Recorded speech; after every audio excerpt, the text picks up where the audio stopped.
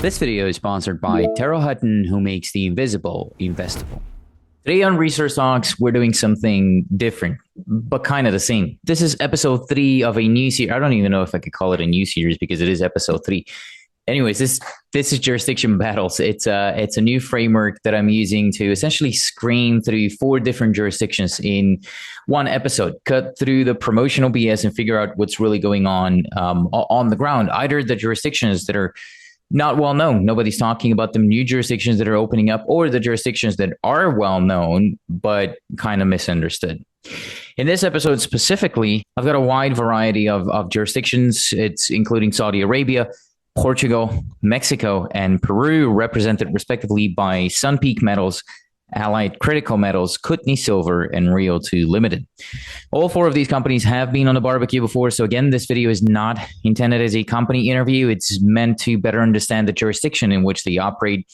And of course, your standard disclaimers here apply as well. These companies have paid for the video production. None of this is intended as investment advice because none of us are licensed financial advisors and your capital is at risk. This is a highly risky industry. Pause the screen and read all the warnings that I showed you to make sure you understand what you're getting into, and do not consume this content if you don't. Now, the framework that I'm using for looking into these jurisdictions is the PESTLE framework. That's an acronym or whatever you want to call it. So it's a PESTLE, and that's a strategic analytical tool. At least that's what Google tells me. That's meant to evaluate the external microenvironment, which in exploration and development has one of the highest impacts on the final outcome. They call it a mnemonic device, which categorizes 6 of those external forces, with that being the political, that's the P, economic, the E, social, the S, technological, the T, legal, and environmental, the L and the E. I want to make 2 small changes to these things, though. The T is not going to be technological. It's going to be transport. That's really where I want them to be talking to me about infrastructure. And the E is not going to be the environment. It will be specifically the geological environment.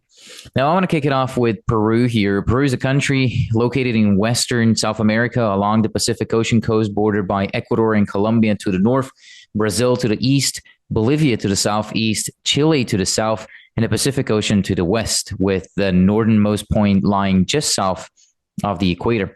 It features remarkable geographical diversity across 3 main regions, and it also has an incredibly diverse geology as well. The country covers an area of 1.3 million square kilometers, better said. Peru ranks as the 19th largest country in the world and the 3rd largest one in South America. There's about 35 million people who live there, and even though France is noticeably smaller, there's 67 million people live there, just as a comparison, to give you a comparison with a known country. So Peru is nearly 3 times bigger than France, and about half the people live there. But you're not here for a geography lesson, or you're not here really to hear me read more about Peru. You're here to find out if Peru is a good jurisdiction for mineral exploration development, and specifically with Rio 2 mining, which means that I'll be shutting up already. And Alex, the company's chairman, will do the talking here. And Alex, the first part of the PESTLE acronym is the P, which stands for political. And the recent past of Peru's political situation has been colorful, to say the least, if that's the right word. So talk to me about everything that you know. I know you live there, so you're probably closer to this. What is the political situation on the ground in Peru now, and how has that reality shaped the way that you run your company beyond what I might be able to see on Twitter or on your presentation? Peru's just had a presidential election. A few days ago, Keiko Fujimori was declared the winner of the presidency. She'll be sworn in on the 28th of July this month, which is our Independence Day. I think a sigh of relief throughout the business community of the country. Peru has been pretty chaotic politically over the last 10 years. We've seen 8 presidents serving their time during that 10-year period, so it's been crazy. But the interesting thing is that, during that time, it's been business as usual, essentially, here in Peru. I think that says a lot about the country and its resilience. It's also a reflection of its history. Peru's been through some interesting history in the past, and back in the 80s was terrorism, Shining Path. Then Alberto Fujimori, Keiko's father, came into power in '92. And as I've said to a lot of people, one of the things that's been a big issue is that Fujimori, Alberto was caught up in corruption charges and human rights charges and all this sort of stuff during his presidency, and his 2 terms. It's now 1 term. A president can only run 1 term, but he changed this country for good. I mean, I wouldn't be here if it wasn't for Alberto Fujimori. That's what I keep telling people, and so. There's always a balance. There's good and bad. During his time, it was fighting against, the Shining Path and terrorism and stamping him out, and he did a great job doing that.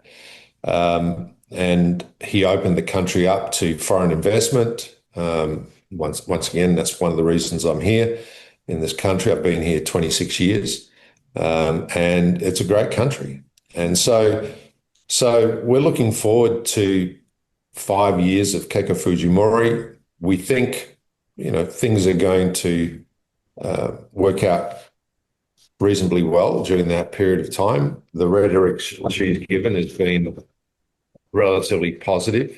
And yeah, so one of the biggest challenges here in Peru is the economic inequality of the population in the country. And as you correctly said, I think that it's closer to 34 million people in the country, 11 of which live in Lima, right? So, we have a very clear, upper class, middle class, and lower class here in Lima. But in the Sierra, which is the mountains of Peru, the countryside of Peru, there's a lot of poverty. And so it's the urban versus the rural divide. And that's where the leftists who lost this election were focusing on, was this, pushing of the divide and saying, hey, mining and the rich are taking the money out of the country, and that all belongs to us. And if we get into power, we're going to share that all with you guys and whatever. And that was the rhetoric of the previous Pedro Castillo government, which has just come to an end. But nothing happened during that government. In fact, it was chaos, and Castillo's in prison at the moment for trying to initiate a coup in the country. So, yeah, I mean, it's that divide, and that's something that Keiko has to focus on. And she's got to cut out. There's no magic potion to that. But I'll talk about some of the dynamics here in the country, from a mining perspective, and that'll give you a feel for where I think some of the help can come from. Yeah, well, listen, Alex, this is actually going to tie nicely into the next question when we talk about the economy of the region. So keep that thought going. I'm going to go to a couple more jurisdictions, and I'll be back to you. I'm going to another Spanish-speaking country just before I go to the rest, and that's going to be Mexico. And I'm specifically going to be going to northern Mexico, even more specifically, the northern region of the Chihuahua state in northern Mexico, which lies along the border with the United States. This is an arid landscape, which is part of the Chihuahuan Desert, and it's got vast desert plains, river valleys, rugged terrain, and just a mountainous desert is what I imagine. I've never been there, but it says on here that it's influenced by the nearby Sierra Madre Occidental Mountains to the west. But good as the geology and potentially the geography as well may be, that's not all you need. And Mexico's been in the news a lot lately, mostly with a negative connotation. But Jim McDonald, Kootenai Silver CEO, has a different opinion on things. He's worked in Mexico for a long time. So, Jim, same question for you as what I asked Alex just now. The political situation, what does that look like? What does it actually look like on the ground in Mexico? Who really calls the shots? What goes on there? Well, yeah, it all depends just what piece of information in the news you're looking at, but from the point of view of mining jurisdiction and exploration and getting things done, Chihuahua is a very favorable state to be in. Generally speaking, in Mexico, politically, there's been a shift, even though it's the same political power party that's in power that was in power in the previous administration of AMLO. Now you have Sean Byman, same party, but she's more pragmatic. And you notice things are getting done in Mexico. So as soon as she came into power, a few months later, you started to see some permits being issued for new mines, a number of them. And also you would have noticed it was done pretty subtly. Announcements from companies were kind of low key because there is political sensitivity there around it after the last administration who was antagonistic towards the industry. Hmm. And now that's shifted. And so now things are getting done. So there are pathways forward. We're seeing permits issued, which is great. And from our own experience in the ground, we've been in Mexico over 20 years and working mostly in northern Mexico and Sonora and Chihuahua states primarily, a little bit in Sinaloa. And we've always found Sonora and Chihuahua to be, they're very pro-mining states. They have big mining operations in both of them. In the case of Chihuahua, the world-class deposits of Santa Eulalia and Nica, and then the famous Parral district where La Ceguera project sits. So, it's a big part of the economy there, a big part of the history and the culture in Chihuahua. So as a region, Chihuahua is very uh, pro-mining and very positive towards the mining industry and quite helpful to us. So at this stage, we have secured, at the stage we are, we have secured permits for exploration. That's gone very smoothly. Local administration is very helpful in getting that done, making sure we have our applications correctly submitted correctly to allow for a quick turnaround in that. So our experience there in Chihuahua in particular has been very, very good. And nationally, the mood has shifted.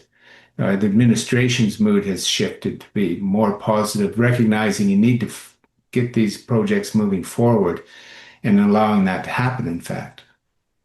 How important is it where in Mexico you are from the political situation? Like how different would northern Mexico be from Chiapas, for example, which is all the way down south? Does it matter? Yeah, it matters a lot. It's just like any country, as a large country, Mexico is quite a large country. And so I'm Canadian, I live in Canada. Canada is, of course, an even bigger country. And within Canada, it, you move from district to district, province to province, you're going to have a completely different kind of environment for mining and attitude towards mining projects and local regulations and everything else. And not only that, but socially, if the people want it, they don't want it. So you get regions of Mexico where, like you mentioned, Chiapas to the south. There's regions down there where the local people really don't want mining around. That's the bottom line. Lots of different reasons for that, historically or culturally, whatever the case is, but that's the way it is. Other jurisdictions like Chihuahua, very pro-mining, positive mining. And so you got variability across a country like that. And, Mexico is very much that way. So we've been there a long time in Mexico. We have all Mexican staff. And so we know the areas and jurisdictions really well. And obviously we focus on those areas that are pro-mining and want to see it because that mining exploration discovery is a tough business, and so you want to eliminate as many risks you can going in, and the social risk, risk of getting all the stakeholders on side is obviously a big one. So you want to be in a region that's generally positively inclined towards the industry, first of all. But having said that, mineral occurs where it is. You can't control that. So you have to go where the mineral is. And that's the other overriding factor, of course. Hmm. Thank you, Jim. I know you have more to say about that, and there's more in there to follow up on my end, and hopefully I won't forget to do that when we are back from our trip to Portugal. Portugal is where Roy, you've chosen to operate Allied Critical, and you've chosen to look for tungsten there specifically. So I'll be asking you more about that later on, specifically about the geology and whatnot. Just briefly for people listening, though, Portugal is a country located in southwestern Europe. It's on the western edge of the Iberian Peninsula, and it borders Spain all over the place, basically. So it's Spain to the north and the east, and then the Atlantic Ocean to the west and the south. Now, I've only visited the north of the country where your projects are actually, Roy, but overall as a country, the landscape features apparently, and again, I'm just reading off my notes here, but apparently it's a mix of coastal plains, rolling hills. There's river valleys and mountainous regions like the ones in the north, which we'll talk about today. So it's the smallest country on the list today. Portugal covers an area of approximately 92,000 square kilometers with a population of about 10 million people. But who actually runs things there, Roy? Who runs the country? And especially, again, because it's an EU member, right? I know a lot gets dictated, so to say, from above, but what's the actual political situation on the ground in northern Portugal? Excellent question. Obviously, politics are one of those issues which is out of control of management. So I think it's important to note that what we've seen in politics in Portugal, which has mirrored, I think, a lot of the Western world, is a more shift towards the right and the social acceptability of mining in the context of a world where security of supply has become much more a dominant theme than a paradigm of free trade. And I think a lot of that comes out as well of the pandemic and the idea that national interest is now of more importance than it once was. And Portugal is no different. As you noted, it's an EU country. It's also a NATO country as well. And those military considerations are important, especially when you're dealing with tungsten being the primary military metal.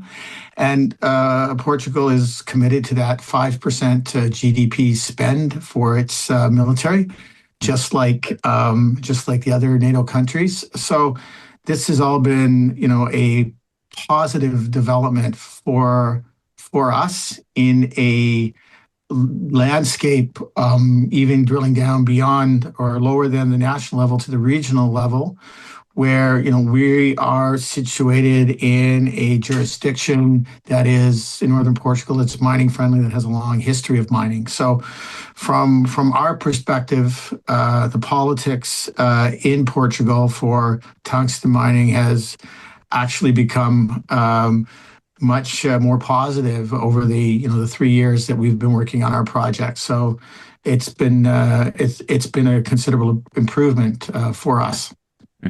Do the politics change the more you move, south to north, or is it mostly dependent on NATO and the EU? No, I think it's true that it is more of a.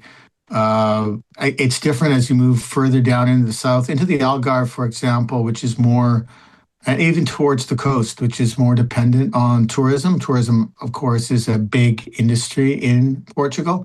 We're not in what is traditionally, a tourist region. As you know, we're up in the mountains towards Spain, where traditionally you see a lot of mining, going back actually even to the Roman days. I mean, it was Braga, which is about 30 minutes from where we are, is the ancient Roman capital of Iberia, and was settled principally by the Romans as a mining as a mining region. So that is a considerably different regional history and social background than what you're looking at in the south with the beaches in the Algarve and how important and continuing how important tourism is for places like that. Yeah, well, permitting is, of course, the main thing that pops into my mind when I think of mining in Europe, and I'll be back to that one once we get to the L, which stands for legal situation. But just a big jump right before we do that. Well, not right before we do that. There's plenty of stuff to get through right before we do that, Roy. But for now, I'm going to go to Saudi Arabia, which since not all that long ago, actually, Sun Peak Metals has made its flagship jurisdiction where they're looking for VMS, copper and gold discoveries or deposits. Saudi Arabia is actually officially the Kingdom of Saudi Arabia, and the kingdom is located in the center of the Middle East on the Arabian Peninsula in West Asia, technically, bordered by Jordan, Iraq, and Kuwait to the north, the Red Sea and the Gulf of Aqaba to the west, the Persian Gulf, along with Bahrain, Qatar, and the United Arab Emirates to the east, Oman to the southeast, and Yemen to the south, making it the only nation with coastlines on both the Red Sea and the Arabian Gulf. And as you can tell, it's pretty big. I mean, it's got quite a few neighbors there. It covers an area of approximately 2.2 million square kilometers, ranking it as the 12th largest country in the world. And it's also the largest one in the Middle East. As you might have guessed, though, much of the country's terrain is just deserts. It's also got highlands with coastal plains, of course, which is why not all that many people live there, at least not for a landmass that big. There's about 35 million people living there. Again, it's about the same population as Peru, where Alex we just talked about. It is bigger than Peru, though, and again, its land area is nearly 4 times larger than that of major European countries, again, such as France. So France is roughly 500,000 square kilometers. Saudi Arabia has a significantly smaller population than France is approximately, again, as I said earlier, 67 million. So about half the population, almost 4 times the landmass. So a lot of empty land, or so it sounds. I've never been there either, Greg. Quite concentrated in the cities as well, as you've talked to me about before. But who runs the country? I guess when I think of a kingdom, I think more or less of like one person running it, some of the funny movies that we've seen and whatnot. But yeah, what's the actual political reality on the ground in Saudi right now? Yeah, well, absolutely. It is different. It's completely different than the environment that I've been raised, and pretty much different than every environment that I've ever worked in my career. We've watched Saudi. It's been in the news my whole life. We've seen in the last 10 years some major changes from the leadership to modernize it and to make it a competing company country or kingdom on the world stage. There was the implementation of Vision 2030. I think it was implemented in 2016, 10 years ago now, which did a lot to modernize the laws to make them competitive at all levels in business. And for us in particular, it made mining the third pillar of the economy, behind tourism, which is number 2, and of course, oil and gas, number 1. It's been a pleasure to work there. It is a kingdom. It has a monarchy government, but it is a country united that have seem to have full support. It's a country in change. Since we've been going there for the last 3 years, or we've been watching it for longer than that, we've seen drastic changes to more modern laws, more what we're used to in the West, and it's continually in a state of change and flux. And we've really enjoyed going in there and getting set up and beginning our work programs. Well, and there is a lot to follow up on there in that answer as well. You and I have actually talked about it in previous interviews, Greg. I think when I first did kind of the smell test, when you first went to Saudi, we talked about that, if I remember correctly. So I'm not going to stick too long on it. I'll be rushing through the PESO framework here, so I won't get too hung up on every detail. And because you had the most time to think about the previous answer to the P, I'm going to give you the least time to think about the first E, which stands for the economy. What is the economy of Saudi Arabia made up of? Of course, understanding that it's mostly oil, I guess, is what I would think about. But where could the economics on the ground surprise people who've only looked at it, from the outside, never been there, never worked there? Well, absolutely. Oil is number 1. Oil has made it the strong, robust economy it is. But Vision 2030, like I said earlier, 10 years ago, recognized that maybe the world might move away from oil, or maybe every last barrel could be extracted one day. And with the immense wealth produced by oil, they want to make sure they leverage off that and build the other industries. And that's starting with tourism. It's an amazing place. I know I've really been shocked at the beauty of the landscape and the Red Sea and the snorkeling, and just as through a tourist eye. And they using their wealth to develop the mining industry, manufacturing, and everything else to go around it to be a very competitive at the world stage. What about the numbers? Some of them. What is how big of an economy is it, or what could I compare it to relative to maybe countries that I looked recently, and they do have I think in the top 20 GDP in the world. I can't remember exactly what their GDP was, but I think if I recall right, it was around 19th in the world in terms of GDP. And as you said, it's a small economy relative to the United States and European countries, Britain, France, with only 35 million in the country. So it's a very, very strong economy per capita. And it is evident for us as we move forward with our projects that we've got absolute full support from all levels of government, which is amazing. And we've worked in many, many jurisdictions in the world. We've gone in and done our routine. Here, the ministry is very educated.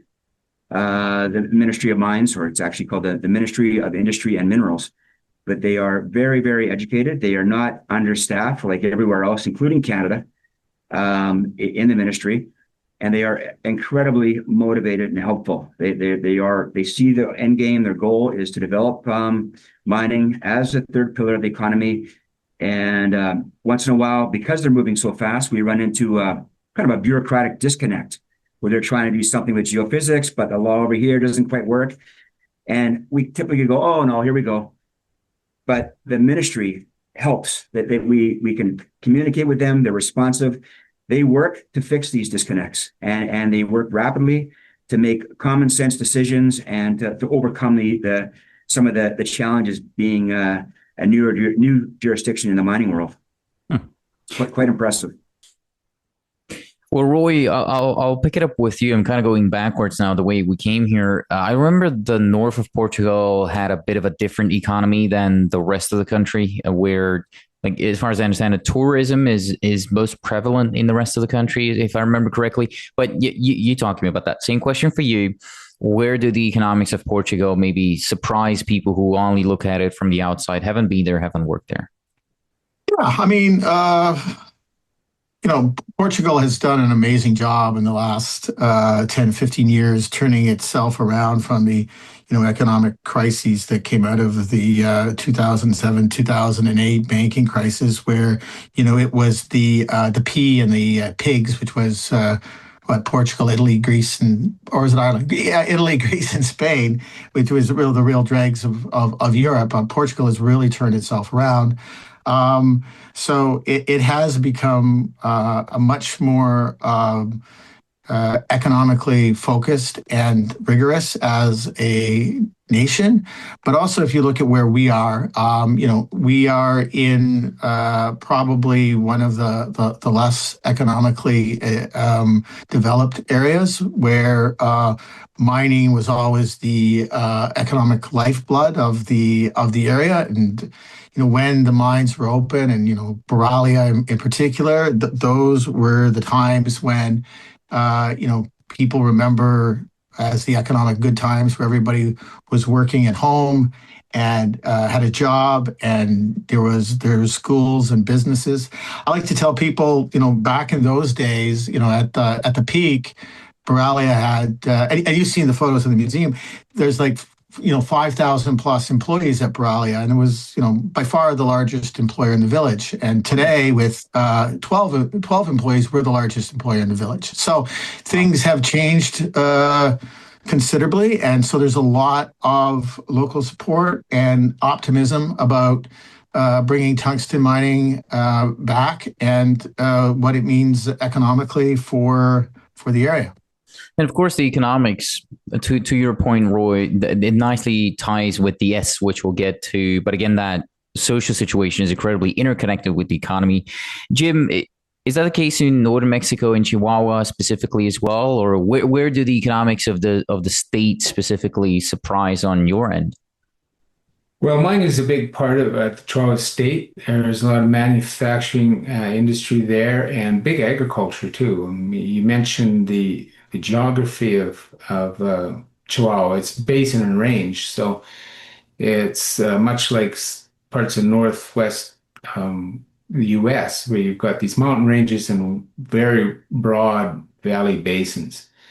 And a lot of agriculture there. Huge, like one thing you may not expect, there's huge orchards in Chihuahua, particularly tree nuts like pecans, Hmm. and that's increasing a lot. That industry, you're seeing these orchards going up all over the place. But that maybe that's a little surprising to people who may not recognize that. Um, Culturally, too, pretty interesting, a diverse history there.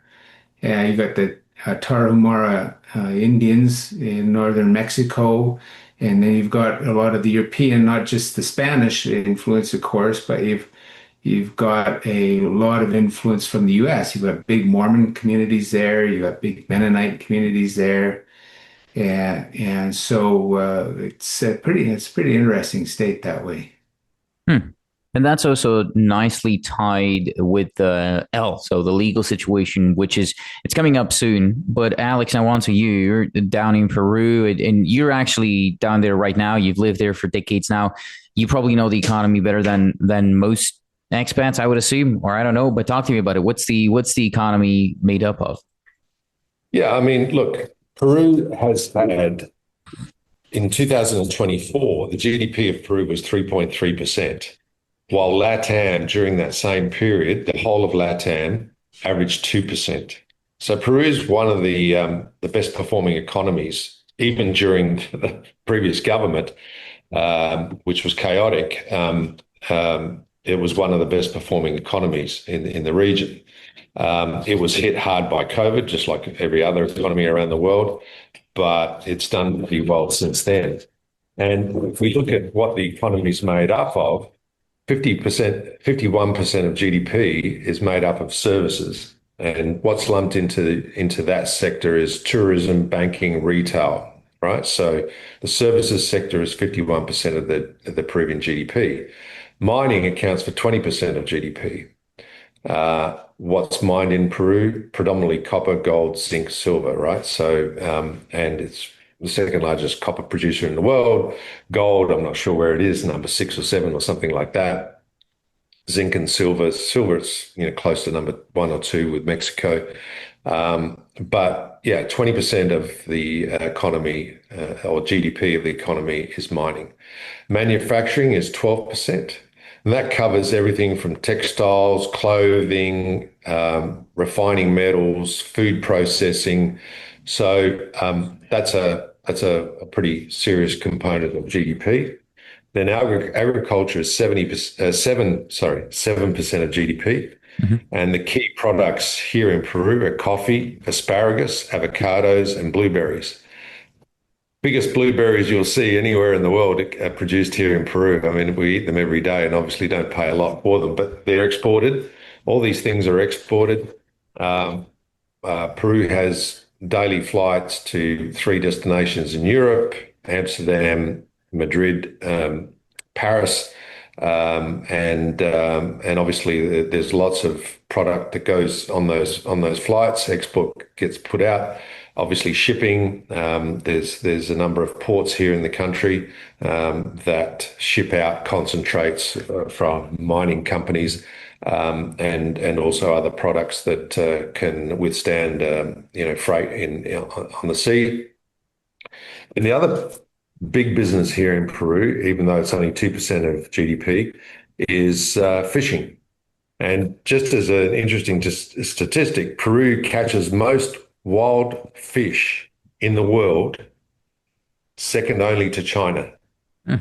Right. So Peru and China are the biggest cultivators, I guess, of wild fish around the world, right? And we have a big fishing industry. We have the cold waters off the coast, which come up from the Antarctic past Chile, abundant with sea life, and it's a big industry here in Peru. In fact, a lot of Chinese vessels are breaking into Peruvian held waters to fish. So there's a bit of tension there between China and Peru about who's allowed to fish where. And so that's a reflection of the economy. Just to go back to mining, here in Peru, what happens is that miners like ourselves, we have the Condestable mine in Peru, 50% of the income taxes we pay, and by all mining companies pay, goes to the government, but 50% of those taxes goes back to the provinces where we mine.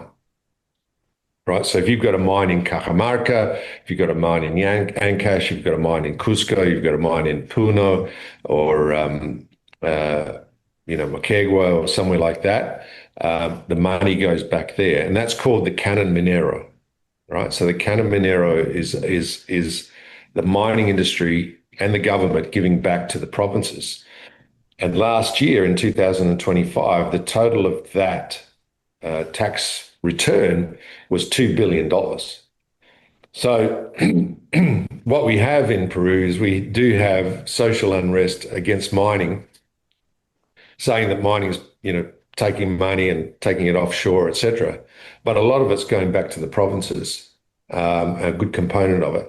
And that's meant to be used in infrastructure projects, building roads, building bridges, hospitals, schools, or whatever.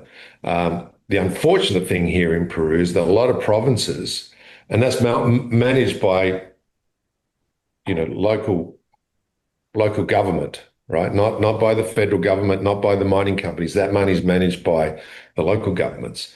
And the problem is that a lot of them don't know how to spend it, right? And when they don't spend it, it doesn't get, it's not a corruption issue, although some of the works that they do, there are corrupt contracts, etc. But if they don't spend the money, which typically happens to a lot of the component of that $2 billion, it gets sent back to the federal government, right? And that's one thing that hopefully this new government will focus on is how that money is allocated to the provinces and how it's spent.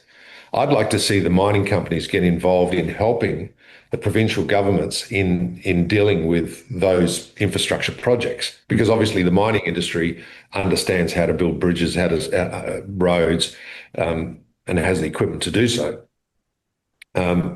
But it's not allowed to do that. So I don't know. I'm talking as Alex Black, not as knowing anything about this government, but I'd like to see something happen where the mining industry gets involved in the allocation of that money and the disbursement of that money and the use of that money, so that we can show that, yes, there is money going back into the provinces and it's being used, for good causes. So that's the way the economy, that's the way the mining sector is shaped in Peru from an economic perspective. Well, yeah, that makes sense, and maybe I'll get to see it for myself actually if I end up doing a site visit there. Cough, cough, wink, wink. Maybe next year or so. Alex, I'll let you think about the next one, and I'll keep it moving here. I'm going to go back to just jumping back and forth, but I'll go to Roy. I'll go to you in Portugal with the yes of the PESEL framework, the social part of the research framework, if you will. Again, Portugal is in the EU, but communities matter everywhere. Sometimes they matter more than government, right? So what does that look like down there specifically? Which part of the social fabric around your project has the most real power over whether or not you advance or not? And how are you managing that specifically?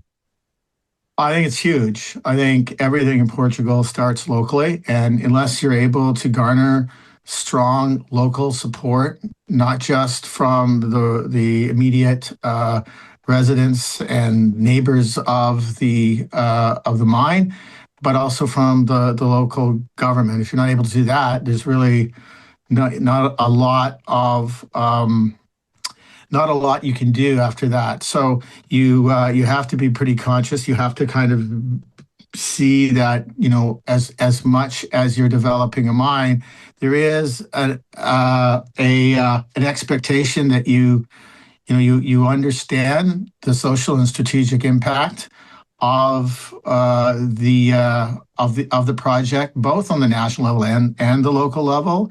We are, as I said, from a national perspective, we dovetail really well with their policies around economic development and military spending and those type of things, but also becoming a regional economic engine, I think is very important, and also just becoming a good and serious member of society, whether that's making sure that your impact on the community is positive, or being a positive member and contributor to the local economy and society, I think is really important. And that kind of dovetails into things like, environmental stewardship and governance and quality control that's really expected from you if you're going to operate something like this, where there is where there is a lot of eyeballs on what you're doing. And so it's important, if you want to succeed, to do things correctly, not just from an economic perspective, but from an environmental perspective and from a community and social perspective as well. That's the thing that I talked a lot about, or I asked a lot about when I did a couple of pieces on Canada in the previous episodes as well. Jim, what about you? We hear a lot about the communities in Mexico, as well as right now, not too dissimilar to what Roy is saying about the jobs market and everything. But what does a social fabric look like for you in northern Chihuahua? Yeah, so in Mexico, you have private ownership of land, and you also have the agrarian law, where you have ownership of land shared in kind of a cooperative called an ejido. And when Chihuahua, with our two projects, La Higuera and Columba, we are dealing with both private ownership and with ejido ownership. So in the case of La Higuera, in fact, we actually own 11 or 1,200 hectares of land over the deposit. And then we have surrounding ejido owners and long-term agreements with all of them. And then in the case of Columba, similar situation, where the resources are sitting within one private ownership that we have a 24-year agreement on. And then surrounding is ejido land, where we have access agreements for access points, roads crossing their lands. We, with our Mexican staff, whenever we go into a region, it's one of the first things we check out is who owns what's going on there locally. We start to develop relationships with the owners. We get permission to come onto their land or cross their lands if that's the case, if we're going in just to look at a project originally, and start right there from the ground up. So it's how you begin the relationship that's really important. My experience in Mexico goes back to the year 2000. With a shell company, we purchased the Mulatos deposit in Mexico from Placer Dome and Kennecott many years ago. That eventually became Alamos Gold about 3 years later.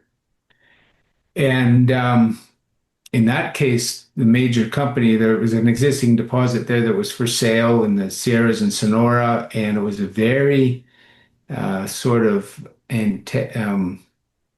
very confrontational sort of relationship they had with the local ejido group. And there was a whole history behind that. So we inherited that.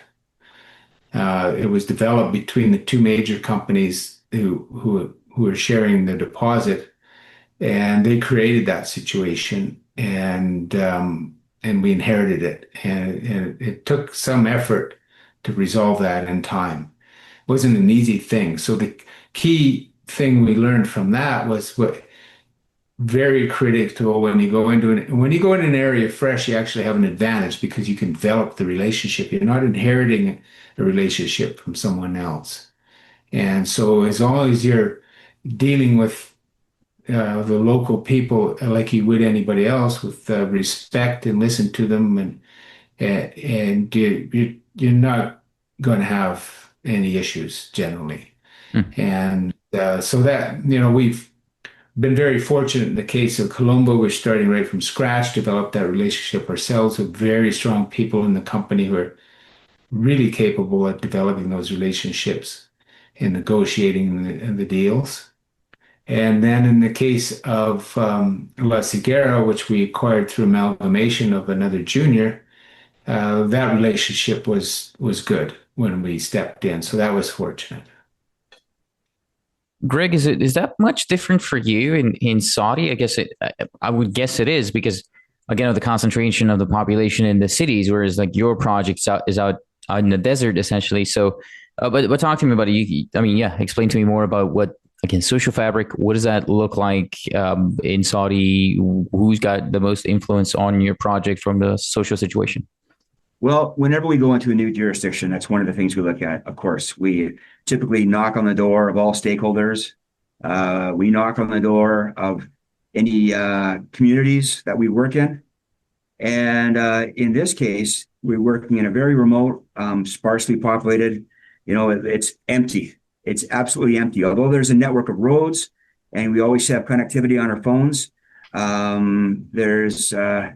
it's very, very empty, but we do start with doing some social work with all the nearby communities. That is step one, wherever we go, including Saudi. One of our projects, the Al Ahila in the south, is located, it's probably the closest one to communities, and they are very, very supportive. We did community consultation before we did anything on the ground, and they know exactly what we're doing. I mean, that's a formula we do everywhere we go.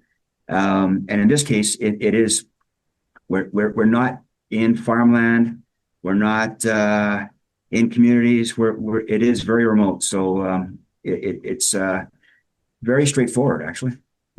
Is there a First Nations equivalent over there? There's the historic and proud the Bedouin people, which are nomadic, and I mean, if you go back, I mean, even some of our employees are derived from the families and they have a strong sense of history and culture, and they do continue to roam, and we communicate with them. We wave at them, have tea with them, but they're not really in one spot. It's not quite the same comparison. A lot of them go out on the land for tradition and with their family. Some of them remain on the land, but it's very, very sparsely populated. Like you don't see them. We're not competing with them for space at all. Alex, you down in Peru, you've actually already touched upon this in one of your in-depth answers that you gave. But I think you've got more to say about the social situation in Peru. I'm sure we can make a podcast out of that alone. I've seen documentaries and whatnot as well. What does it really look like though? What maybe people looking at it from the outside, what do they get wrong? What does it look like on the ground? So social here in Peru is complex, right? And as you probably see me on Twitter, I keep saying that the key to success in LATAM is social, social, social. And I will keep saying that till the cows go home, because it's just a fundamental part of doing business here. And a lot of people go, oh, well, you've had a great change of government. It's like the change of government in Colombia that's just happened, which has been, to a right-leaning president. Same here in Peru. But what I can say is governments do not mandate mining, right? They do not mandate mining. Communities will tell you whether they want a mine built in their area or not the government. The government will help you get all your permits in place and other things that you need to do and act like a good citizen and getting things there. But if you don't get your social license on the ground, you have zero, all right? And governments will not I've not experienced anyway where governments have pushed against communities and said, you will do this because we're telling you to do this. There would be all sorts of civil unrest if that was to happen. So the social fabric here, there's a widespread distrust here in Peru. Distrust, and like I said, 2/3 of the population lives outside of Lima, right? About 11 million people in Lima, the balance outside of Lima. And there's widespread distrust, with the political system, all the problems we've had with politics, not only over the last 10 years, but over the last 20, 30, since Fujimori got thrown out and thrown into prison, back in the early 2000s. Been a lot of corruption, right, at the government level and also at the regional level. Lots of president turnover, and inept legislature, the Congress. Now there's a Senate. Peru's just reintroduced a Senate in the latest elections. So we've got a two-tier of government. So we'll see how that works. The other thing that's been an issue is crime and violence. Organised crime in the country is prevalent. Big driver of organised crime, illegal mining, right? I mean, Peru, as you know, Peru, Colombia, Bolivia, Ecuador, this is cocaine country, right? We're coca growing, and that is funded by illegal mining, and vice versa. I mean, now I'm hearing that gold mining or illegal gold mining is worth more than cocaine production in this part of the country or in this part of the world because of the gold price. So, but illegal mining is a big issue. It's created all sorts of problems. The drug trafficking that comes from that is obviously a problem all around the world.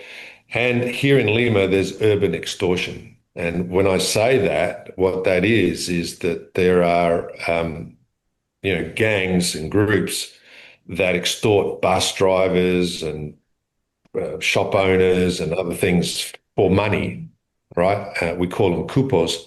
Cupos is like, you pay me a fee every month and I'll leave you alone. If you don't pay me that fee, I'm going to come and get you. I'm going to come get you one of your family or whatever. So that's been a big issue here. And that's something that the government, this new government, Keiko Fujimori's government, is going to promise to focus on right out the gate, is trying to break that all down. So, urban extortion. I mean, I live in San Isidro.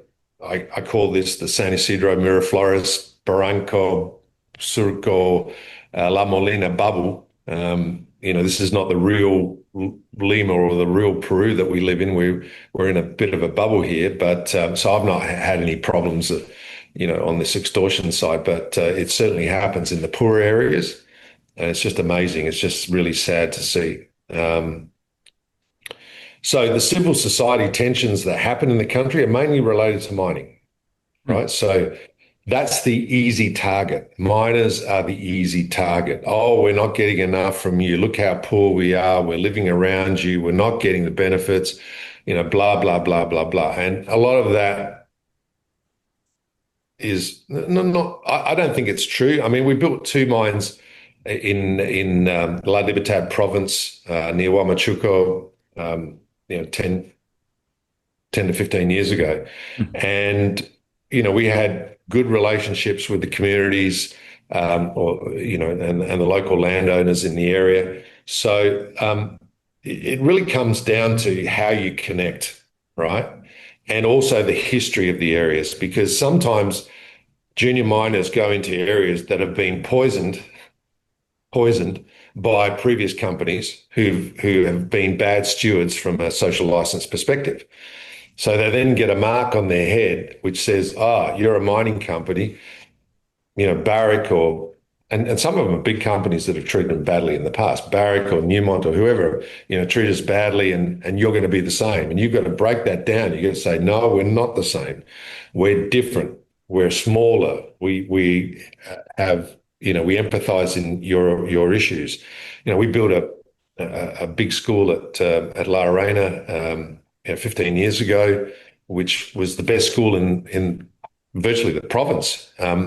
We built it out of bricks as opposed to building out of Adobe, blah, blah, blah. I mean, we understood and we said, look, we are here long term to help you and work with you. So, it's a big job for the mining industry to work against. And the other thing that's a huge factor here in Peru is the informal labor force in this country. 70% of all labor in this country is informal, which means people get paid cash.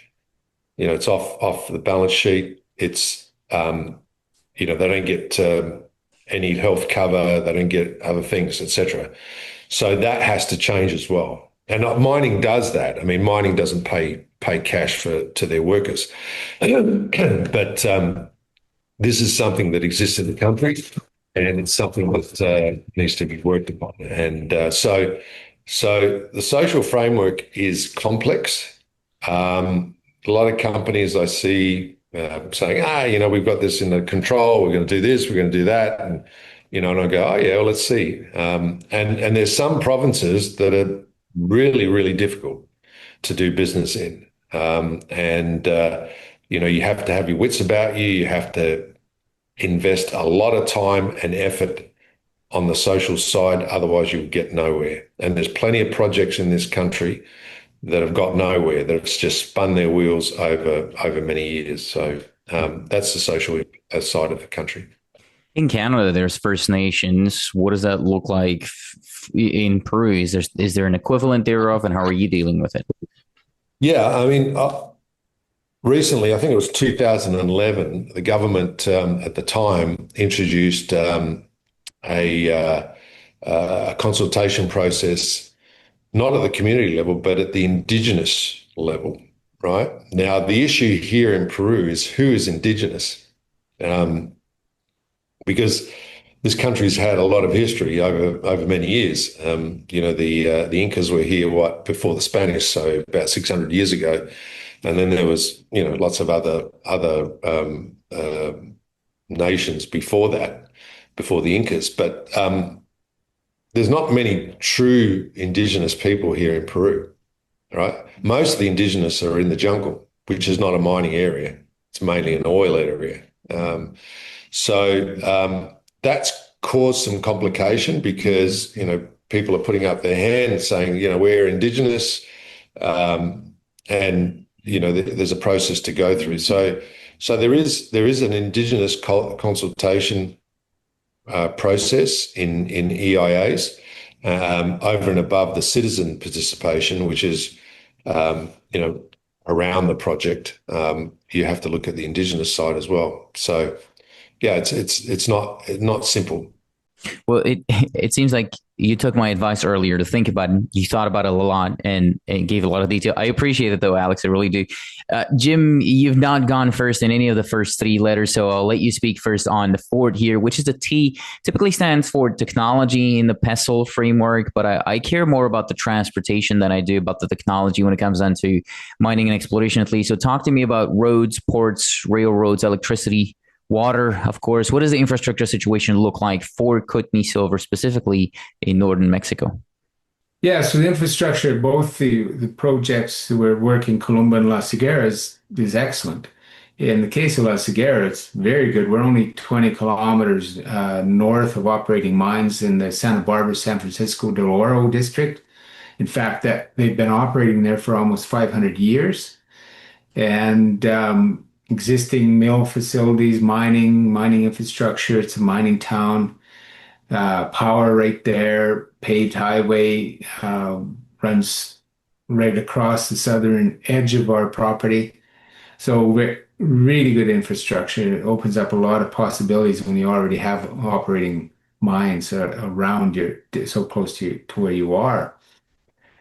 And then in the case of Columba, it's in northern Chihuahua, and we are like 10 kilometers off paved road that goes from the capital city of Chihuahua up to Texas. So really good infrastructure there. There's power to the base of the mountain we're on, in fact, only like 6 kilometers away. And so the infrastructure there is great. And in the case of Colombia, development-wise, you'd have to upgrade roads and build mine-type roads in fact, La Seguera, similarly, we have roads through both properties. But getting to building a mining stage, you of course would upgrade those and then bring the power in. But both locations, the power is locally available and very, very near. And then in the case of water La Seguera, there's good groundwater there. We're starting studies on both projects for the local groundwater to see how much water is immediately available. And we've done the research on the basins surrounding which ones have available water and which don't. So if you need to source it outside, that's where you go to. So all that work is underway. When you're in the desert, yeah, water is one of the big things you have to solve. How would I get to site if I was how do you get to site? So where do you fly in and yeah, do you drive up after that, or yeah, how does that work? Well, from Canada, in Western Canada, you're going to be flying generally when you're going to Chihuahua, you fly through Dallas. That's the best point.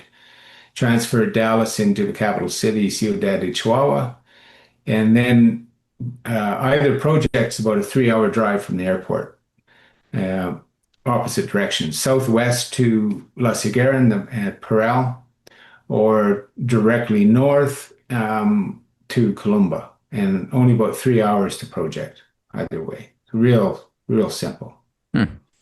Roy, probably a short answer. I would suspect here from you because again, I saw it on my own with my own eyes, and there's a whole documentary that we made about our site visit to your project in northern Portugal, how we got there with the bus and everything. So sum it up for me though here, just for the sake of this episode: roads, power, water. What is all that? What does the infrastructure look like?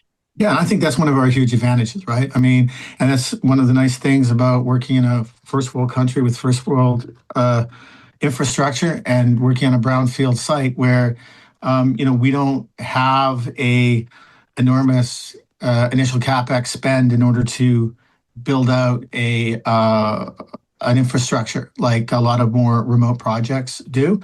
We're 1 hour from the deep water port of Porto, the most westerly port in continental Europe, by a highway, a 3-lane paved highway. And, we're 40 minutes from the Porto International Airport. And, we're less than 5 kilometers from the largest hydroelectric dam system in Portugal, which supplies 60% of the power to the country. So, as we've often said that our initial capex is only 91 million US, and a lot of that goes to the fact that it's already built out. And I think to some extent even more important than how small that or modest that capex is for a project like this, as important as it means the time to market is a lot shorter as well, because if you look, there's a lot of remote projects where you're looking 8 to 10 years before they're in a position to really exploit their mine. But we'll be able to do it in a very, very short period of time because that infrastructure is already in place. So from our perspective, it's a huge advantage of being where we are and being able to develop something that has all of that infrastructure in place. It's really, a unique situation. I would typically ask people in this part of the conversation, how do I get to site? But I actually know because I have been, and it was pretty easy. But walk me through it anyways. I mean, for people who haven't been to site, what is let's say I'm in Brussels. How do I get to site? Do I fly in directly to Porto? Yeah, what does that look like? You'd fly to Porto. OPO is the 3-letter code for the airport. I think it's a 2-hour flight from Brussels, maybe less. You'd know better than I. And once you land at the international airport, it's a 30-40 minute drive on paved roads right to site. And you're passing through Braga, the third largest city in Portugal. You're, as we said, you're landing in Porto, the second largest city. and you've got all the advantages of having those two large cities so close to site, as well as the support that comes with having two world-class universities with world-class geology departments at both the University of Porto and the University in Braga. So it's as I said, it's a unique situation. And the other thing that's unique about it, quite frankly, is there's not a lot of places where you can go in the world and find the tungsten expertise that you can in northern Portugal. We talked about how this mine was opened in 1904, how there were so many people working in it, but there's a long history of tungsten mining and tungsten expertise, which you're not going to find on your doorstep at a lot of other potential tungsten developments. Yep, and again, I kind of have to think about those drivers. They down in Portugal, they say Italians drive fast, but I guess those people who say that it's just never really been to Portugal.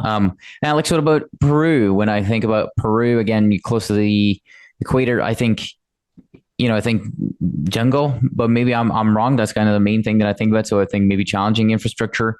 But what is the power, water, road? What's the infrastructure situation in a part of Peru where your mine is at specifically? Well, the infrastructure in the country can be better. It's not that bad. Alberto Fujimori was the first president really to put a lot of effort into putting in road infrastructure to faraway places in the Sierra. So he did a good job there, and some of the governments since then have continued those initiatives. La Reina Shawindo. La Reina was on a main road between Huamachuco and Trujillo. We were about 5 kilometers away from Lagunas Norte. I mean, the infrastructure there was fantastic. Condestable, where we're operating now, I mean, it's 90 kilometers south of Lima on the Panamericana Sur, which is a main highway that goes all the way down to the bottom of Chile and all the way up to Colombia. And it's an hour and a half drive from our office here in Lima. So, and that's because traffic is quite an issue here at different times of particularly in the mornings and the nights. But anyway, we've got great infrastructure there. Plenty of ports in the country. So typically, if you've got a mine somewhere, you can hopefully get the concentrates to a port. We don't have any issues with that with Condestable. So the infrastructure here is key. There's more infrastructure projects being talked about. I think Lima's about to get their first underground railway, which is really interesting because that's been talked of for many years. It's now coming into fruition. I think it's about 85% done and needs to be finished off. It goes from an outlying suburb to the new Lima airport. There's money being spent on infrastructure. Unfortunately, there's been corruption and stealing of money along the way, which has dirtied the waters, I guess, in respect to some of those infrastructure projects. But it's like anything when you're pegging ground. And we're not an explorer, but I'm sure people need to realise where are they acquiring concessions and where are they located and how you get there. Because if you can't get there easily, is it ever going to be a project or a mine? And that's the way we look at things. We want to be miners, not speculators. So you've got to look at infrastructure, and there's plenty of good locations around the country where there's plenty of infrastructure. What would that look like for your operations in Peru if I wanted to do a site visit out of Brussels? I think you mentioned Amsterdam, so let's call it Amsterdam. I get on a plane. How do I get to site? Well, you fly into Lima Airport. It's a 12-hour flight from Amsterdam to Lima. You get off we pick you up at the airport and we drive you down to Condestable. Probably from the airport, it's probably about a 2-hour drive. And you're at Condestable. So that's as easy as it is.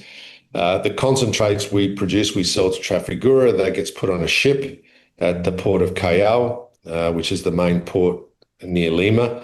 and that gets shipped to Asia. So, obviously Trafigura have various clients.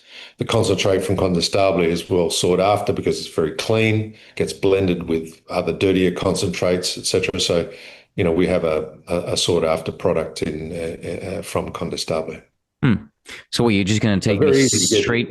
You're just going to take me straight from a 12-hour flight to the mine site. No BS. We can we're not getting lunch or anything else. Well, I'm just saying that's what you could do. No, we'd probably take you for a nice Peruvian lunch somewhere in Lima and put you in a hotel close to our office, and let you get over your jet lag for a night, and then we take you down to the project in the morning.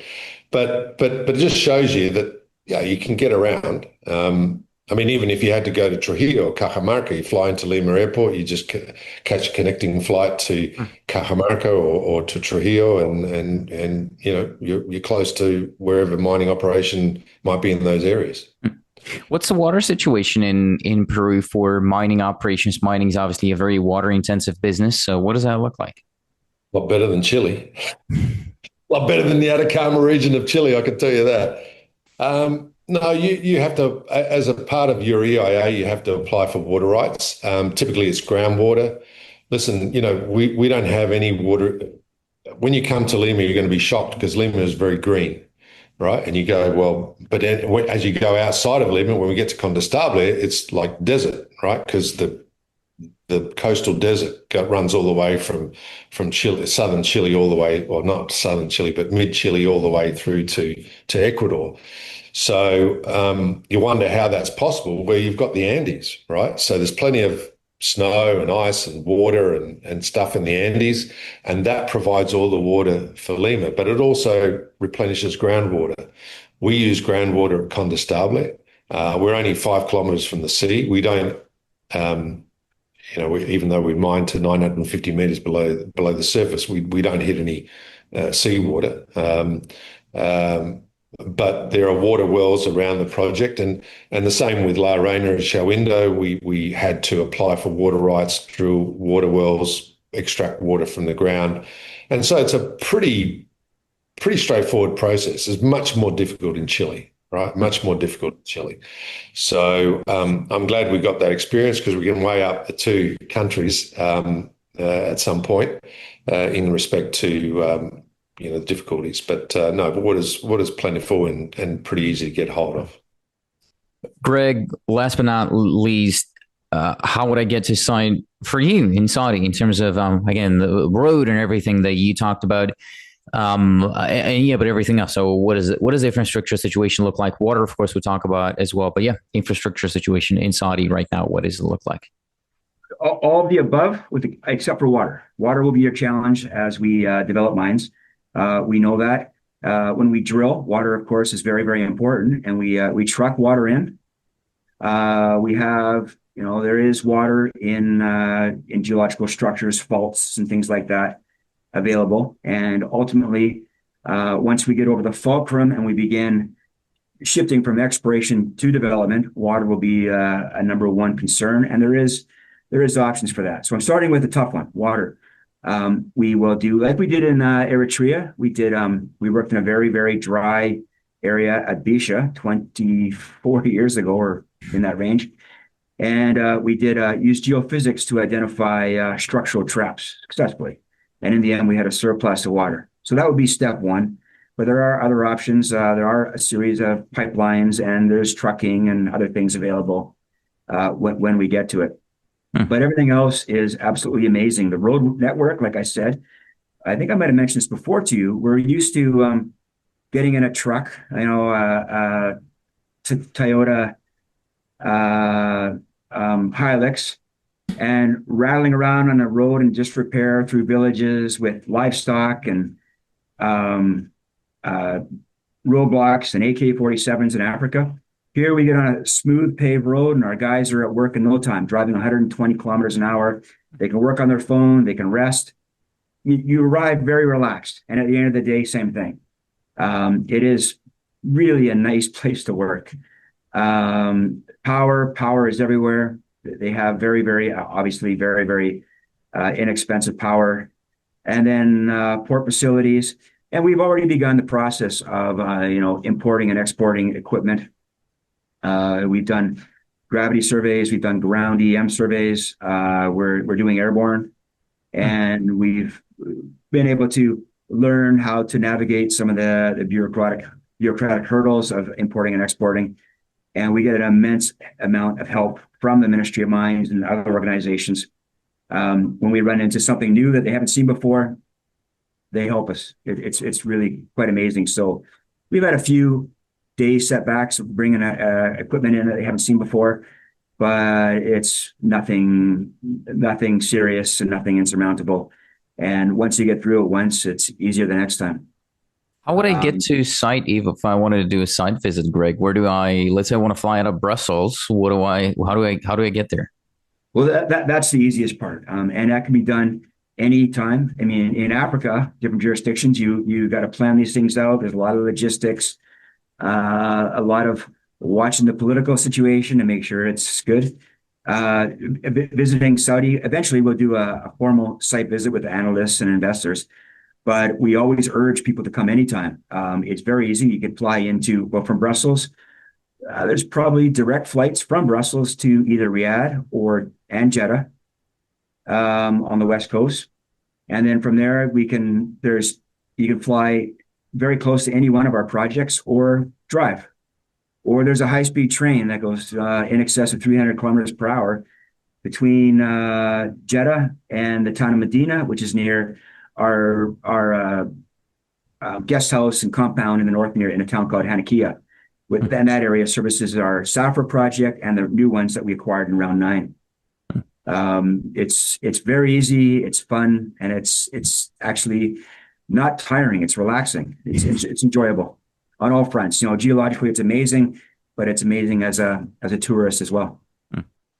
Well, we're up to the fun part now, the legal situations. That's the L impersonal. We're almost there. Second to last year. You're almost done having a look at my face here, which must be a relief. Greg, you can keep going actually. You seem to be on a roll here, and you have potentially the most interesting permitting situation here in the bunch between Portugal, Mexico, and Peru and Saudi. Again, because it is a kingdom, of course, but also because it's got just a unique approach to permitting overall. So, talk to me about the legal situation around mining and exploration, and more specifically, how permitting in Saudi works, and of course, how long it takes. Okay, yeah, there's different ways to acquire licenses. I mean, number one is identify areas on open ground, and then you submit an application, just like many other areas that we've worked in. You submit an application.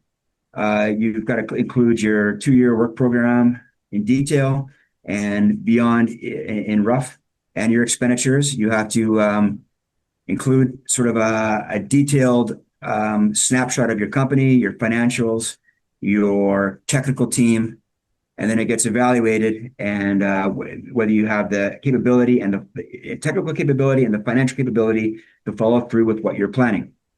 And then it goes through a process where it has to be okayed by, I think the number is 14 different ministries. So this is the part that could take a while. The first part could take 6 weeks. And then the second part, where it gets green light by different ministries, can take several months to over a year. We've seen both. And what it is done, it's cleared with the ministries all the way through to the mining stage. So we haven't tested this yet, of course. We're still relatively new. We're going through exploration. But some of the ministries are the military, tourism, agriculture, archaeology, oil and gas pipeline, different ministries. And in concept, they're approving it all the way through to a mine site. So when you complete your feasibility study and you apply to go from an exploration license to a mining license, on paper, it should only take 6 weeks. There is no new issues that will come up, like the military won't say, "Oh, we have a military base here." It's already pre-approved. Now, you still have to do it to a feasibility level, which includes taking into account all the different aspects, social, environmental, manpower, power, water, everything else. But there won't be any new issues from these ministries that come up. So that's number one on how you get it. Number two is the Ministry of Mines has been doing a series of auctions. We're now going into auction 10 coming up, and then it's auction 11 will soon be after that. We've acquired licenses in round 5 and round 9. And our Alihila and Almaya licenses were acquired in round 5. And then the more 7 licenses were acquired, finalized earlier this year in the round 9. And in that case, each auction is a little bit different, but in that case, everything is pre-approved. So once the auction is done, it's been pre-approved by all the ministries. So it's fast-tracked into transferring over to the company. In round 5, it was based on a point system out of 100, where you get 20 points for your technical team, your resumes, 20 points for your financial ability, look deeply at your financial statements and your history, 20 points for your proposed work program, what you're proposing to do. It's evaluated by a technical team to make sure you're on the right track. And then there's environmental points, social points, ingenuity points, using AI, for example, I think out of a score of 10. And out of that, that's how they mark it. So that was round 5. Now round 9, 10, and upcoming 11 are done on a pure auction where you're bidding on how much you're going to spend on each license over 2 years. That's a straight auction. Now it's not payments to the government for an auction. It's your commitment to spend the money. And then once you've won or been the successful bidder, they then evaluate to make sure that you do have the team and the finance to follow through. And in which case, of course, we have. So that's number 2, way to acquire licenses. Number 3 is identifying other companies and doing joint venture or partnerships or conglomerates or things like that. And so we've been active on all 3. How long does the process typically take? Which process? Sorry? Well, from the moment you identify a piece of ground to actually being able to drill it. Oh, okay. Well, again, our team, we'll backtrack a little bit. How do we identify grounds? I mean, you mentioned the total size of the country was 2.1 million square kilometer. Million square kilometers. The Arabian-Nubian Shield portion on the western side is 750,000 square kilometers. And that's the area that we're interested in. But within that, we're looking for trends. So we've done a lot of research. As a team, we've been researching this area for 20 years, ever since we first started working at Bisha in Eritrea in 2002, 2003. We've identified the potential in Saudi Arabia. We've done a lot of research, and then we do a lot of ground follow-up on everything that we've researched on, and then we submit the application or choose to participate in the bidding, the auction process. And like I said, the auction process can take very fast because everything is pre-approved. After the auction is over, it can take a few months to finalize. But open ground, you submit your application, and we've seen it take from several months to over a year. What about mining? What if you find and then define something that's worth mining? What would that process look like? How long is that going to take? Well, I mean, we go through the steps of exploration and then shift into what we call development, which is partly delineation and then scoping and feasibility studies. And then under the law, you have to have a completed feasibility study and submit it along with your application. And we're told, although this is untested, that it could take only 6 weeks because everything has been pre-approved. As long as you've done your feasibility study and you've addressed everything under a feasibility study, which is not just economics, it's social and environmental as well, you should be good to go. So we expect that to be a very fast period compared to other jurisdictions. Yeah, again, very, very different than anything I've heard so far, specifically from maybe the European, Canadian jurisdictions, but talking about European, Portugal is the second place that I really want to know more about, because again, as we talked about earlier, Roy and I talked with Joao when I was in Braga last year. You know, I hear mining plus the European Union and my brain thinks, no way, not happening, you know, show, don't tell, prove it to me. So yeah, talk to me about what the permitting process looks like in northern Portugal and again, how long it could take. Yeah. Well, I mean, every situation is unique, but I would tell you that this is an important question because this was one of the the initial pushbacks that we got when we started the project is, oh, you're never going to get a mine permitted in Western Europe. In fact, the process I think was quite straightforward. I don't think that you that as I said, not every project is the same. This is a brownfield project in a traditional mining area where people are very comfortable, high social acceptability of mining, tungsten mining in particular. It would obviously be different if we were, digging up vineyards or trying to develop something in an area that depended more on tourism. So we're starting with all of those positives in our favor. We're doing it at a time at which the EU in general and Portugal in particular is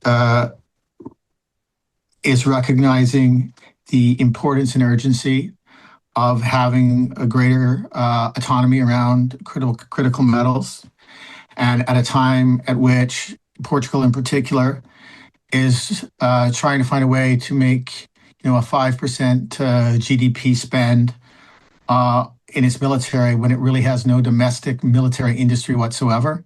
So all of these things line up very positively for a critical metal like tungsten, which doesn't have a lot of environmental issues around its processing, at least not in terms of making the 65% concentrate that we're focused on. So those are all important issues. We went through, as I said, first the exploration licenses that were around the drilling and the technical studies and all of those, and then we worked with the local governments and had local meetings and ran all of the different environmental requirements around getting our environmental impact assessment done, which we got done in January, which I think was hugely value accretive in the sense that it mitigated a lot of perceived risk in terms of moving this project ahead, and really that I think was the real important step in a lot of people's minds in terms of demonstrating that we had the environmental approval for full-scale mining. So that was, I think, significant. And now the next stage is really a recape, which is all about, detailed engineering and environmental conformity in the sense that there's a bunch of, very normal technical reports that, we're committed to producing and filing with the government. And from there, we're going to, move into, construction permitting and those type of things, which are pretty straightforward. And, that leads us to construction and production. So I would tell you that, looking at some other places where I've, been involved in mining projects like British Columbia here in Canada and some places in the States, it's pretty straightforward. And I think we're in an era as well with a lot of Western governments where the social, political, and economic importance of mining as an industry is probably higher than it's been in quite some time. Yeah. Well, it's the timing really that matters to me when it comes down to permitting, because in non-revenue generating companies that can really seal the deal essentially. What is your expectation personally for again northern Portugal? How long will that process take for you from here on out, from where you are to pulling ore out of the ground? Well, we've two different processing plants that, as you know, we're putting in place. One is a smaller processing plant, which we're doing under a experimental mining license, which allows us to treat up to 150,000 tons of ore a year. And our focus is that starting to produce, concentrate by the end of 2026. So not too long from now at all. And then on our bigger scale plant, the one at Bralia, which would be more industrial scale, which would be the first phase of the full scale plant that we did our PEA on, our expectation is we'll probably be producing first first concentrate from that plant by the end of 2027. So it's not a very complicated process, gravity separation for making tungsten concentrate from wolframite ore. But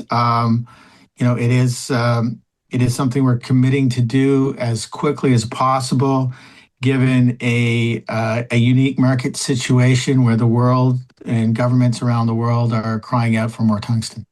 Well, I think a lot of other people might be on the kind of show don't tell list when it comes down to permitting a mine in the EU, and I know you and I will be talking about that in future conversations as well, Roy. Jim, on to you and Mexico. Mexico is actually not that much different from a public perspective. I would say so when it comes down to permitting, as far as I could tell, and yeah, it's not so much the bureaucracy as it is the public's perception of stuff like safety and whatnot. So a lot of the stuff that you talked about earlier as well, but the politics, right? But again, different from state to state. So yeah, the same question: what's the legal situation in Mexico, and what does permitting look like? And of course, how long could it take? Well, it's in permitting for mines. So we're permitted for the drilling right now, and we've started the process on both projects to doing the groundwork to achieve a mine permit. You have to get a change of soils permit first of all. There's kind of two stages to that. To getting a mine permit, you have to submit then a plan and a layout of what it's going to look like. And that process takes, you have to have your surface access agreements in place as well to get those permits. And then at the end of that, after you get all of those permits allowing you to mine, you need a blasting permit, which is one of the very last, and that comes from actually through the Army. And so you have to, with that, be submitting your environmental reports. You have to do all of your flora, fauna studies, rainfall studies. You need it's more on the technical side, evaporation studies, et cetera. So you know how much water you're going to need, if you're going to have a tailings, if it's a dry stack or not. All those things are impacted by that. Those are more technical on the technical side, and part of your permitting process, even though you probably are not submitting that level of detail. But so then that. And then also the groundwater studies, which we've started. And you need to know if you've got an open pit situation, you're going to be pumping water. How much water is that? Are you going to be re-injecting it? Can you put it out to the environment? Or is it even enough for your water process? You're going to need more. So you start answering all those questions for your permitting process, and that process will take you from start to finish, generally 2 to 3 years. So we've started those steps already for both projects. Some of the most recent permits granted early this year in Sonora State, I think that took them 2.5 years from start to finish on that particular project. So that's a recent example. So relative to, say, Canada, the process is quite different, both in terms of how it works and also in how much time it takes? Well, I would say it's different in how much time it takes. But the level of standard is the same. The level of standard of what we'll deliver for a plan is the same. You got to go out and get money to build a mine, and just the investor on the investor side, they're going to demand that standards there. I mean, it's standard industry practice now to have the very high environmental standards and a well-designed mine plan and capital estimates too, all the critical things that go into your feasibility, all these technical details. So Yeah, that's right. And I've also done episodes on Mexico alone, heavy emphasis on the state as well, right? So not everything in Mexico happens in the same way. Safety and everything is, the exact location matters, as you pointed out. Alex, is that the case in Peru as well? Obviously, a huge country. So, what does the legal and permitting situation look like in Peru? How long does it take, and what happens in the process? What does that look like? Yeah, okay. So there's an EIA process here. Typically, we're going to build a mine. Just to give you an overview, there are three tiers of mining here in Peru. There's artisanal mining, which is up to 25 tons a day from a deposit. There's small scale mining, which is 25 tons to 350 tons a day. And then there's general mining, obviously medium to large scale, which is more than 350 tons a day. And each of those levels have different permitting processes, right? So artisanal is pretty straightforward. The government tries to promote artisanal mining, but legal artisanal mining, not illegal. And the same with small scale mining. The permitting regime is relatively straightforward, not as tough as the general mining. And then when you get over 350 tons a day, it starts to get more difficult. And just as in Chile, EIA 12, you've got to do a baseline. So there's 12 to 18 months. You've got to go over 4 seasons of time. So that's at least 12 months. So let's call it 12 to 18 months. You've got to do citizen participation, workshops, dialogue, all that sort of stuff. That takes time. That obviously happens in parallel. Prior to that, you would have done a study because your EIA has to be built based on a study. And if you impact Indigenous communities, you've got to do prior consultation there. So that could take, anywhere up to another year, right? So there's a couple of years. The other interesting thing that's been introduced here in Peru in the last few years, well, let's say in the last 10 or 15 years, has been the environmental ministry has got more involved in mine permitting. Before, it was always the mining ministry that was the one that you submitted your EIA to, that you gained your permits from. Now there's this thing called SENACE, and SENACE is the National Service of Environmental Certification for Sustainable Investment. Bit of a tongue twister there, but anyway, SENACE is tied to the environmental ministry, and they review all the things that you've done, and they will give you approval or disapproval for what you're trying to do. Mm-hmm. The other thing you've got to do here in Peru is surface rights. Okay, so surface rights here in Peru, typically in some areas, in the regional areas, will be controlled by a community. In the case of what we did at La Reina and at Shaowindo years ago, the surface rights were individually owned. So you had like a patchwork quilt of subsistence farming, right? So you had to go to each person individually and buy their surface rights. That sometimes is easier than going to a community, because in the community, you've got to get 100% approval for what you want to do, and for the community to approve to allow you to do stuff on their land.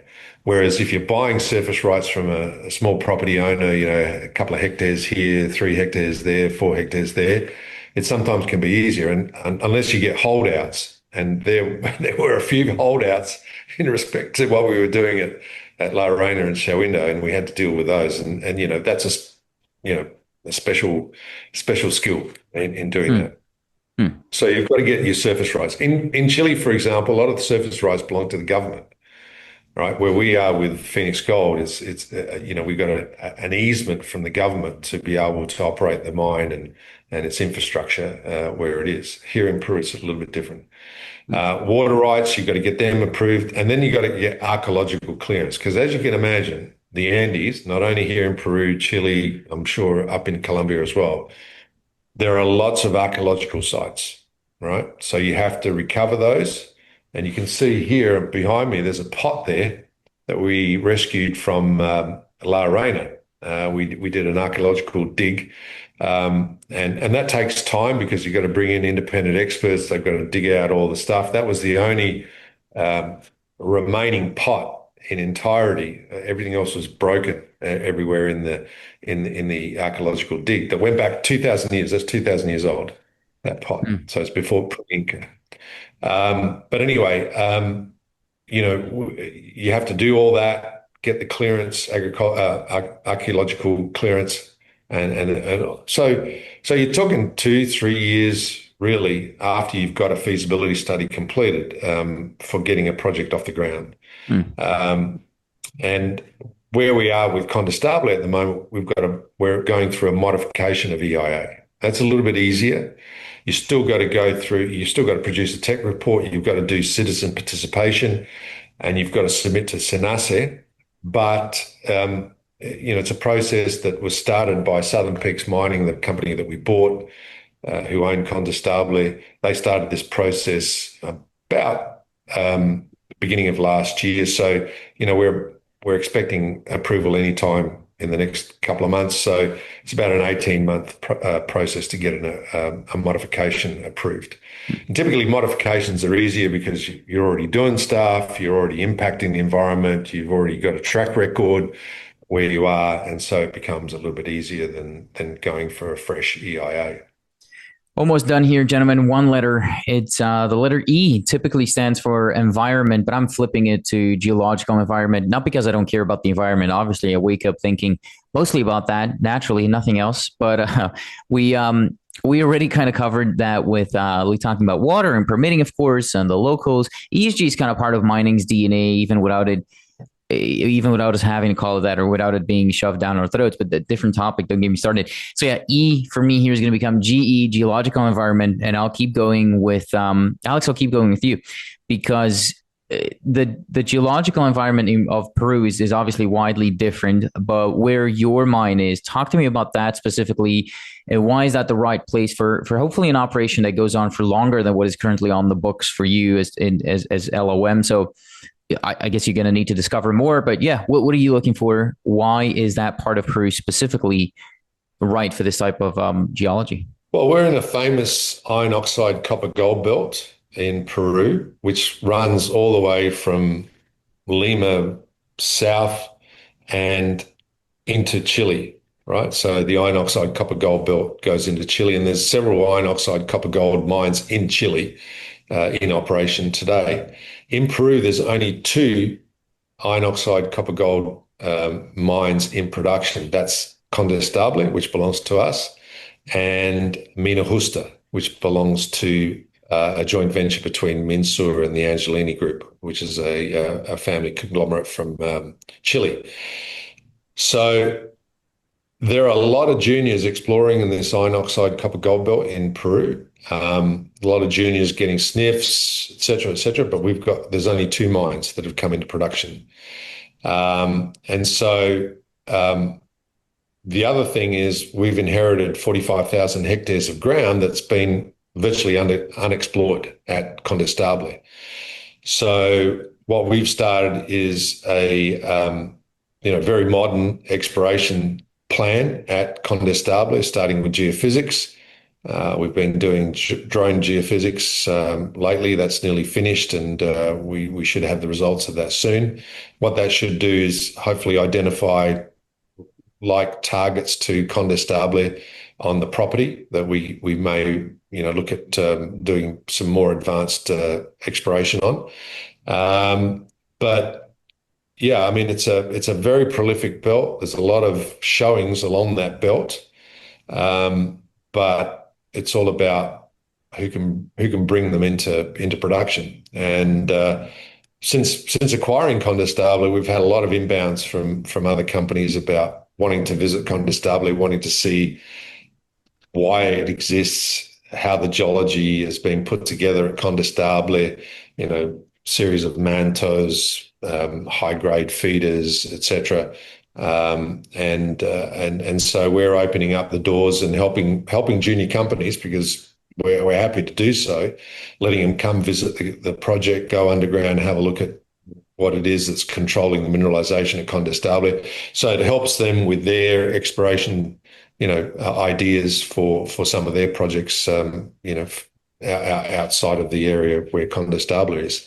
So, yeah, I mean, very, very prospective ground where we are in Peru at the moment. Jim, Mexico and silver kind of go hand in hand, at least in my brain, that consists of like 3 brain cells. But same question for you. Why is this part of Mexico where you are right now, northern Mexico? What is the geological environment and then why is it right for what you're looking for? Well, geologically, Mexico is the most prolific silver producing region on Earth. It's the number one producer, world per annual producer in the world. Sometimes it flips back and forth with Bolivia. But geologically, for some reason, it's just really well endowed for silver. Nobody particularly knows why that is. I mean, geologically, the geologic history there dictates that you're going to have a lot of epithermal deposits. And porphyry-related porphyry deposits. You have huge copper porphyries in the north in Sonora. You've got copper porphyry scattered through the country. In fact, huge world-class replacement deposits in Chihuahua.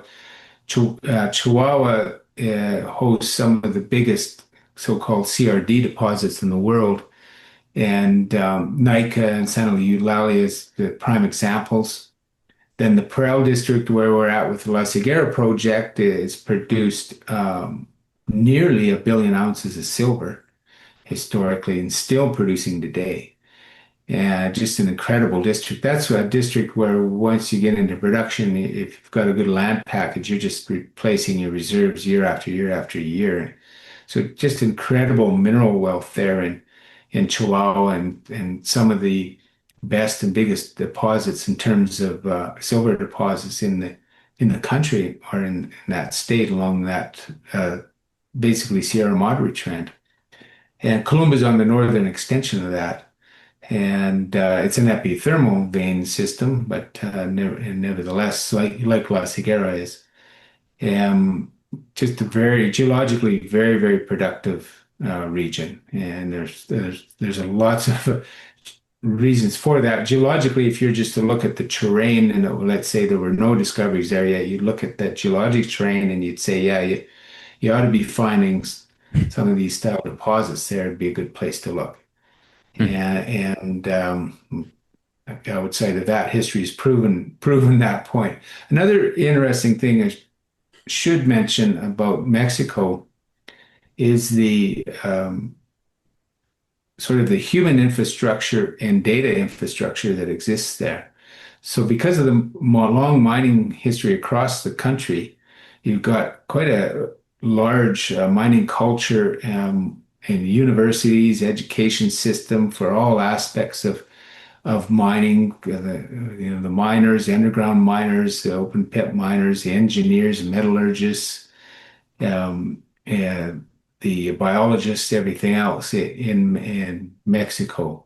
So you've got a system there to support mining. And you've got mining laws that long established. Now there's been the mining reform, so those have changed somewhat, but you've got a system that's clear and you can operate under. So because of that, also because of the importance of mining historically in Mexico, the government has established a great database of geologic information. They've mapped the entire country. They provide and sampled the entire country. There's and recorded a lot of the historic showings that are there or old mines. It's all available publicly through the government. And so you've got a really strong technical database to work off of when you enter Mexico. So it's a lot of advantages that way, in addition to the great mineral endowment. Hmm. Hmm. Thank you, Jim. Same thing. You and I have talked about that before. For people who kind of want a bit more of a deep dive on that, there's plenty of Kootenai interviews on the channel. I think over the last 2 years, maybe, Jim, you and I have been going back and forth. So I'm going to be rushing through it all here. But yeah, same question. I know, Roy, this is so you're up. But same question for you. I know Northern Portugal is different from that perspective as well, as because your tungsten is wolframite, not scheelite, for example, is what you're going to see in the US. So yeah, talk to me about that. What exactly is the geology in Northern Portugal, and why is it right for a potential tungsten mine? Yeah, I mean, the unique thing I think about Portugal and tungsten in northern Portugal is unlike a lot of Western tungsten deposits. This is in the form of wolframite as opposed to scheelite, and you don't see a lot of wolframite in Western deposits. But this is, our deposits are almost all wolframite, and that's significant because the it's a simpler process with a higher recovery rate for making a tungsten concentrate from wolframite than it is from scheelite. So that's a unique feature of the tungsten we have in northern Portugal and in Borralia and Vila Verde in particular.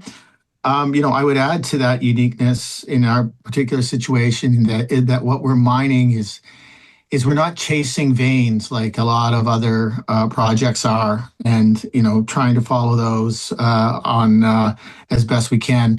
We have these like massive mineralized breccias which allow us to do bulk underground minings, because we've got some cases tungsten intercepts of over 100 meters of economic grade tungsten, and this is an important feature that you're not going to find, I don't think, anywhere else in the world, certainly not that we've seen. But it's an important feature that allows us to keep our mining costs down significantly. And, we're all in sustaining costs in our PEA around $303 an MTU. And, given today's prices, which are, well above $3,000, it means you're basically looking at what I would describe as software margins on these mining projects. So Portugal is very unique, and the tungsten deposits in northern Portugal are, I think, differentiated by these features from anywhere else you can look at in the world. I mean, I look at a lot of these deposits in places like the United States, and some of them are interesting, but none either are at the same size that we are in Borralia as well. I mean, I look at some of these domestic U.S. deposits, and they're good. I mean, they're 10, 12 million tons, but in Borralia, for example, we had our initial PA around 23 million, and that was all based off not even the entirety, maybe even 50% of the drilling on one breccia. And we've announced recently we're drilling out a brand new breccia, which looks big and juicy, and probably will return even more. So we feel what we have in northern Portugal is a district scale tungsten play that probably is one of the best in the Western world for sure. Last but not least, I said I'll be running through it. So, Roy, I'm not ignoring what you said, but again, something that you and I have talked about as well. Greg, you're looking for a VMS. You're on the Arabian, or in the, are you in it? Anyways, you're on the Arabian-Nubian Shield, and you had projects on the other end of it before in Africa. I asked you this when you picked up the projects in Saudi originally a while back, or when you made them your flagship, but it looked like this might have been your secondary choice because your primary is unworkable at the time. And at the time I asked you that, and you explained it to me that that wasn't the case, and that you did actually like the Saudi ground from a geological potential perspective, specifically for VMS deposits. But walk me through it again as a summary. What exactly is the geology where you are in Saudi specifically, and why is it the right environment for copper gold VMSs? Okay, well, that's the best part. And that's why we're here. We've always said, although we're starting to modify it a little bit, we've always said we're driven by geology, number one. But now as we get older, we're putting more stock into the social and environmental environments. But geology is why we're here, and it's the Arabian-Nubian Shield, the 750,000 square kilometers on the west side of Saudi Arabia, the Red Sea side. That is our interest, and we're looking for the same type of geological deposits and systems that we've seen on the west side of the Red Sea in Eritrea, Ethiopia, Sudan. Two types really for us. VMS, volcanogenic massive sulfide deposits, just like Bisha, Embedero, Debarwa, and what we've seen also in northern Ethiopia, in Tigray, on the Sherry project. And also orogenic gold. And they typically occur in the same environment, often side by side, as we've seen probably in every case. So that's what we're dialed in, focusing on. For us, there's also other potential. There's lithium, there's other elements, there's potash, there's potential for porphyry style mineralization. And if we see an opportunity, we'll go for it, those things. But we're really, our number one focus is VMS and orogenic gold. So VMS being copper, zinc, gold, silver. Do you see anything outcropping, or because it's an underexplored jurisdiction, are there any kind of advantages to that? Yeah, I mean, we do see outcrops. The western part of Saudi Arabia, it's kind of like a mirror image of what we've seen on the western side of the Red Sea. There is outcrop. It's not like the Persian Gulf side, where it's a basin, sand covered, with little features. There is topography, there is elevation, there is small, we call them mountains, but there's small hills up to up to 1,000 kilometers high. And so there is outcrop, and we are delighted with some of the findings we've seen on some of our projects, where we announced recently that on round 9 we acquired 7 licenses, and during the initial mapping program in the early days, we discovered new Gaussian outcrops that are clearly VMS, and it looks like a classic VMS model, just like we saw at Bisha in Eritrea 20 years ago. So we are finding these things that have never been documented before, and it's really exciting for us. And that's why we're there. That is number one. Everything else, the social, the legal, everything is falling in behind it, and we're very happy, really on all fronts, on all the topics that you mentioned. Well, look, gentlemen, I know you came here to present a positive view on your jurisdiction. I can't blame you for that. And that I know you like operating there, I suppose, because you all have for a long time. Greg, I guess you're the one with the least time in country, but nothing's really ever perfect, right? And neither of these jurisdictions are. They all have their unique challenges, which we've touched upon partly already, especially with water and all that. But what are the biggest challenges for what you each one of you is doing right now, specifically? And Roy, I'm going to start with you. What's the biggest challenge of operating in northern Portugal? There's a number of issues. I think I've told you before, my biggest fear is time. Time kills all deals. And especially in mining, we have these windows of opportunity that open and then they can shut just as fast. So the ability to act quickly in the time that we have to get things done is always a challenge. We've had a very good past year, and we've been working very hard. We've got a lot of accomplishments, and we just have to keep going. And we have a short bench when it comes to our team. We need to expand it. So we keep going as fast as we can, and we hope we have as much time on the clock to develop this project and create value for our shareholders as possible. But there's only 24 hours in a day, and we're just moving as fast as we can. So we just hope that we're able to continue what we've been succeeding at in the context of a market for tungsten, which has been on fire for the last year. We've watched prices go up 10, 12-fold, which is spectacular. So let's cross our fingers and hope that we get this done before the final buzzer sounds. Alex, what about you? Biggest risk, biggest challenge, Peru? What does that look like? Oh, I think, with any underground mine, it's safety is the biggest thing. And the track record at Condestable has been relatively good. we need to keep that going and improve on it. Make sure that everybody that goes to work goes home at night. So that's probably one thing. It also is something we're very conscious of at Phoenix Gold in Chile. I mean, the rest is, we're 90 kilometers south of Lima. We're an extension to the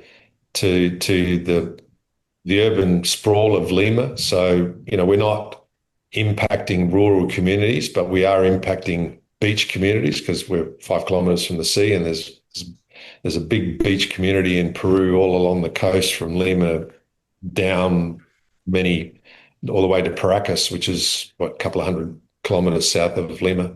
So, we're mindful of that. We've got to do the right thing from a community perspective and environmental perspective. Just keep performing as we are. Like I said, I'm not one of these guys that goes, I don't know what the government's going to do. I don't care what the government does because we've been through a basket case scenario over the last 10 years or so. I'm not worried about governments. It's really about what's happening around the project and on the ground. Greg, I guess you got to see water now after all that you told me. But yeah, same question. Biggest risk, biggest challenge of operating in Saudi. What does it look like? There is the obvious one. There's an incident going on in the Persian Gulf right now. Yeah. Of course, we've watched the Iran situation with the United States very, very closely. When it first started, I think it was February 28th.